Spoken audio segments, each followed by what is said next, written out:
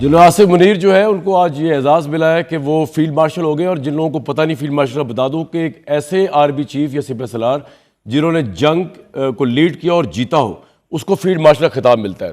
تو یہ ایک طرح کے 5 اسٹار جنرل ہوتے ہیں، مطلب 4 اسٹار سے بھی اوپر. اور سب سے اچھی بات جو اس سارے پہلو کے اندر ہے وہ یہ ہے کہ جتنا پاکستان سیلیبریٹ کر رہا ہے، خواہ وہ پی ایس ایل کے میچز کا دوبارہ شروع ہونا ہو یا خواہ وہ آرمی چیف کا فیلڈ مارشل بننا ہو، جتنا پاکستان اس کو سیلیبریٹ کر رہا ہے اتنا ہی ہندوستان جو ہے اس کو شکست جو ہے وہ بار بار ہم ڈیمانسٹریٹ کر رہے ہیں کہ وہ جنگ جو انہوں نے ہم پہ تھوپی وہ اس کی جوبلیشن ہے پاکستان میں، خواہ وہ میچز کی صورت میں ہو، خواہ وہ عوام سڑکوں پہ نکل آئی اس صورت میں ہو، خواہ وہ آرمی چیف کو فیلڈ مارشل کا جو ویل ڈیزرونگ ٹائٹل ملا اس صورت میں ہو. اور انڈیا نریندر مودی اتنا ہی پسپائی میں اور شکست کے گڑھے میں جاتے جا رہے ہیں. تو اس سے پہلے میں کوئی اور بات کروں، ہمارے ریسپیکٹڈ گیسٹ ہیں ان سب سے اس پہ بات کر لیتے ہیں. بلال اظہر کیانی صاحب، مصطفیٰ نواز کھوکھر صاحب، ارشاد بھٹی صاحب. بھٹی صاحب، سب سے پہلے آپ، ہماری زندگی میں پہلی دفعہ کسی جرنیل کو فیلڈ مارشل ملنے سے پہلے ایوب خان تھے، لیکن وہ تو ہماری زندگیوں سے پہلے تھے. Your take sir on it.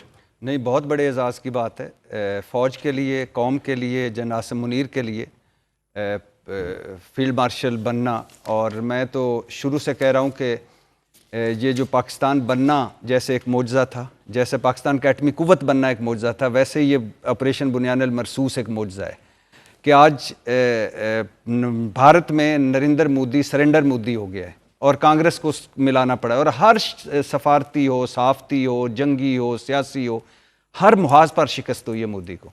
تو جنرل آصف منیر نے لیڈ کیا اور فرنٹ سے لیڈ کیا اور مشکل وقت میں لیڈ کیا، اور ان کو مبارک ہو. یہ واقعی ان کے لیے ایک بڑے اعزاز کی بات ہے. دوسرے جرنیل ہیں پاکستان کے ایوب خان صاحب کے بعد، اور یہ پورے پاکستان کے لیے میرے خیال سے خوشی کی اور فخر کی بات ہے. انڈیا کے لیے سیٹ بیک ہوگا جس طرح ہم اوبیسلی فیلڈ مارشل خطاب ان کو ملا ہے، جس طرح ہم خوش ہو رہے ہیں.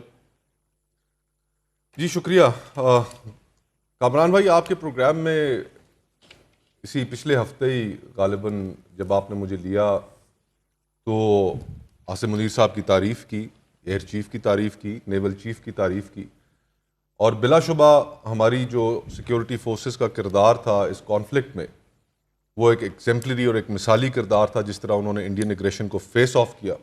بالکل صحیح.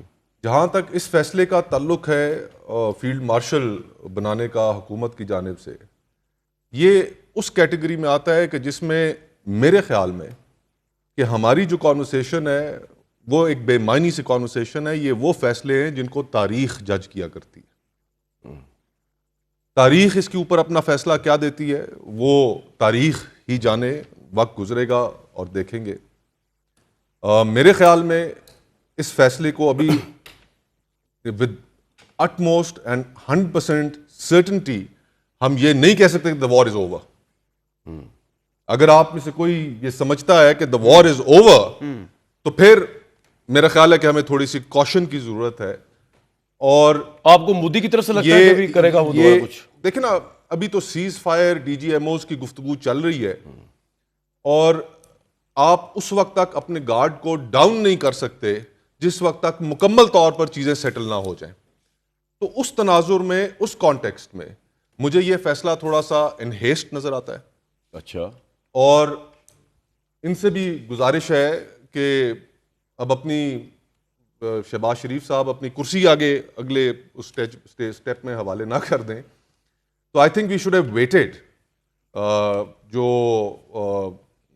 پروڈنس کی ڈیمانڈ ہے وہ یہ ہے کہ till the thing settle down, completely settle down, اس کے بعد پھر یہ مرحلہ شروع ہوتا تو وہ ایک زیادہ بہتر ہوتا. میری اپنی آپ کو نا، میں شہباز شریف صاحب ایک بات بتاؤں، آپ شہباز شریف صاحب کو سمجھے نہیں. میں اسے بتا رہا ہوں، یہ نہ یہ موجودہ آرمی چیف کی بات ہو رہی ہے. شہباز شریف صاحب ایسے ہیں اور وہ شروع سے ایسے ہیں.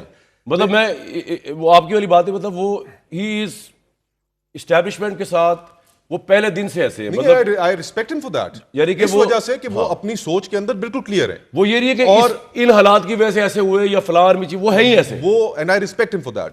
بنسبتاً ان سیاستدانوں کے یہ نہیں کہ وہ کسی وجہ سے دعویٰ کرتے ہیں سویلین سپریمیسی کا، جو دعویٰ کرتے ہیں کہ جی ہم جمہوریت کے سب سے بڑے چیمپئن ہیں، اور انتظار میں بیٹھے ہوتے ہیں کہ بس انہیں کسی وقت کوئی فائدہ مل جائے، کوئی ڈیل مل جائے. تو اس کانٹیکسٹ میں شہباز صاحب کو آئی ریسپیکٹ ہم کہ وہ ایٹ لیسٹ کلیئر ہیں اپنی سوچ میں کہ وہ ان کی سوچ کیا ہے. بالکل. بلال صاحب آپ کچھ کہنا چاہیں گے؟ مصطفیٰ نواز آپ نے ایک بہت اچھا ڈسیزن پرائم منسٹر نے کیا آبویسلی.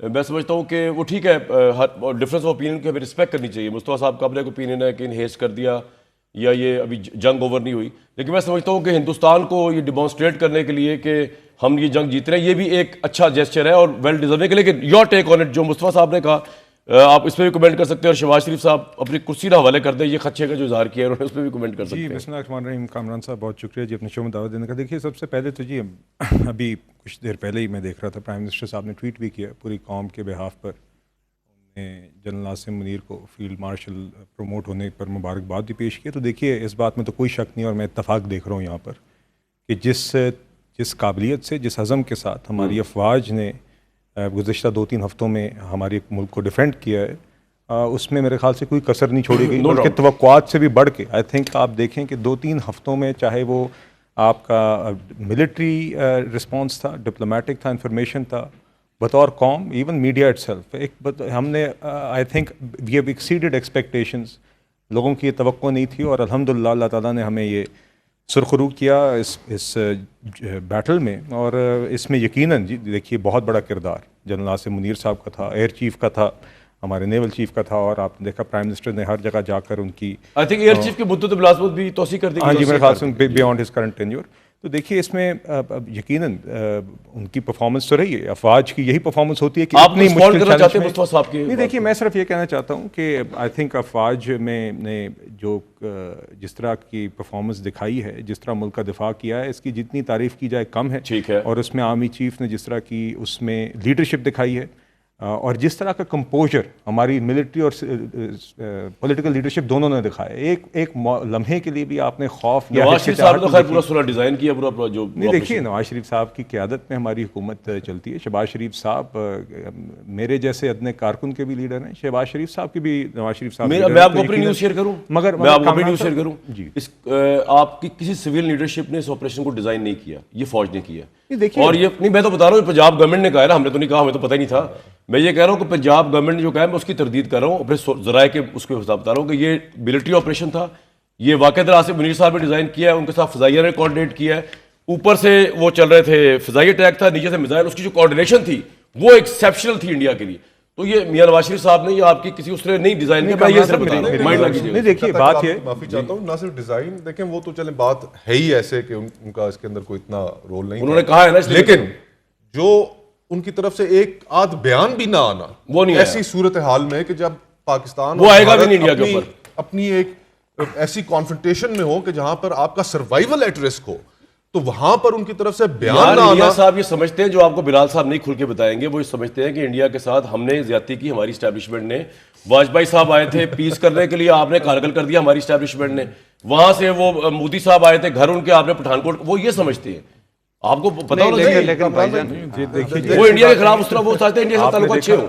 لیکن تعلقات اچھے ہونے کے ہم ہی ہم سب, لیکن ایک بات ہے, لیکن ایٹ واٹ کاسٹ, آپ اپنی سوورینٹی کو ایٹ اینی کاسٹ, اگر آپ ایٹ اینی کاسٹ تو نہیں ہو سکتا, ایٹ اینی کاسٹ نہیں ہو سکتا, آپ نے اپنی ڈگنیٹی کو قائم رکھنا ہے. اور پھر بلال صاحب اس کو رسپونڈ کیجئے اس والی بات کو کہ میاں صاحب نے جو جواب دیا. نواز شریف صاحب کا ٹویٹ ہے میرے سامنے 10 مئی کے دن, جب آپ کو اللہ تعالیٰ نے ہمیں سرخرو کیا ہے. نہیں دیکھیے اسٹیٹمنٹ ٹویٹ نہیں ہوتی تو کیا ہوتا ہے, 10 کو تو ہم جیت چکے تھے نا. گزارش ہے نہیں دیکھیے نہیں میری سر مکمل کرنی. بلال صاحب کے بعد 10 کو ہم جنگ جیت چکے تھے, سر بات پہلے ضرورت تھی.